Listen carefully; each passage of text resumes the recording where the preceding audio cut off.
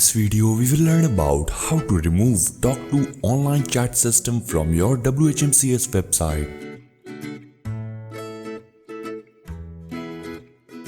If you are using WHMCS and you have integrated tawk.to in your WHMCS system, then in that case it will be displayed while you are accessing WHMCS front end. Now, to remove this, log into cPanel and then go to File Manager section.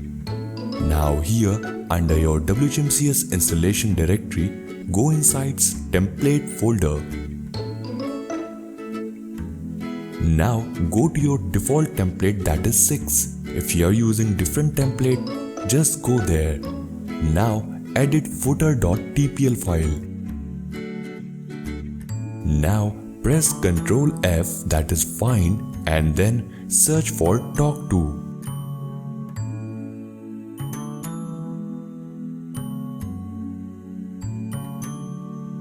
After searching this keyword, you will find tawk.to code written under a paragraph. Just remove the entire tawk.to code. After removing the code, click on Save Changes. Now you will find that tawk.to chat system is removed completely and successfully from WHMCS website.